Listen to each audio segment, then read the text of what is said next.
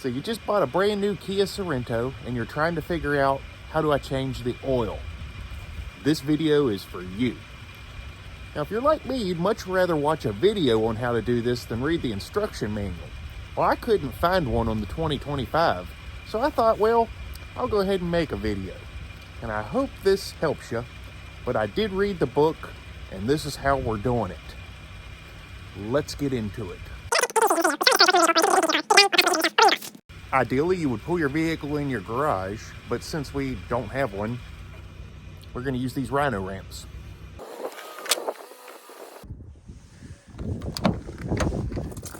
You'll find the hood release just inside the driver door. Now, your oil cap will actually tell you what weight oil to use. You'll also need to know what kind of motor you have, which will vary on model to model. This is the Kia Sport, but it doesn't have the turbo. To do this job, you're going to need a 17mm wrench, an adjustable wrench, and a flat, small screwdriver.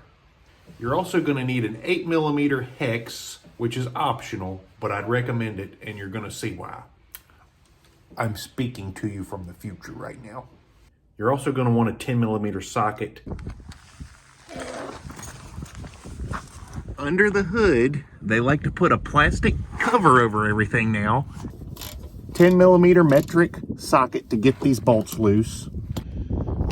Now, they couldn't just use bolts. They had to put these little plastic pull tabs on here, and they're horrible. I hate these. But if you're careful, you can get up under them with a flat blade screwdriver, just a very small one, and pop them loose like that. All right, so once you get your cover off, it's not too bad. This big plug that stands out like a sore thumb here on the bottom of your oil pan, this is the one that you're going to take out to drain the oil. Your oil plug is here. Oil filter is right here. Front of the car is right here.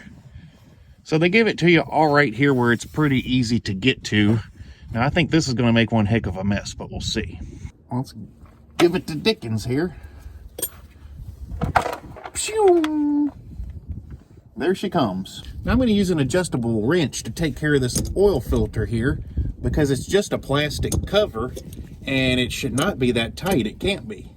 Now this is where I think we're going to make a pretty big mess because it's going to be oil run out of there.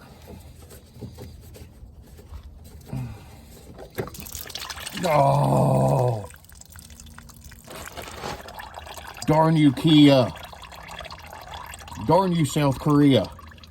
Well, isn't that neat? So, on the bottom of the oil filter assembly, there's actually a little tiny hex nut in here you can stick an Allen key in, and you can drain it out before you remove it.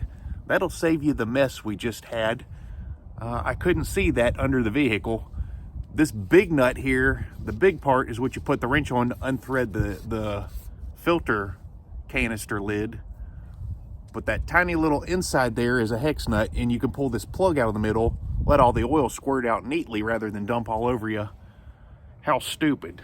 Now, something I just realized is you don't need to dig it out with a screwdriver because there's actually this little pull tab right here on the gasket.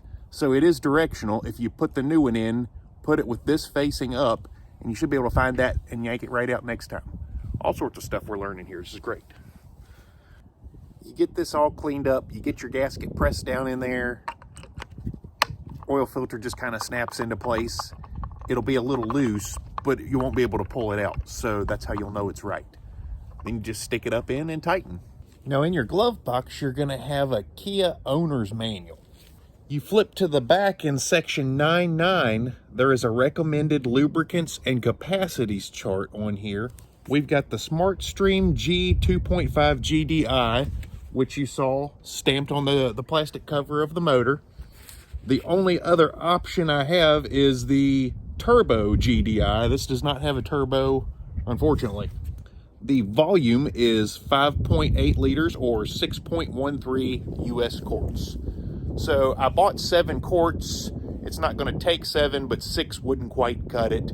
So basically 6 and some change quarts is what this is going to hold. You need to go by the manual because each motor is different.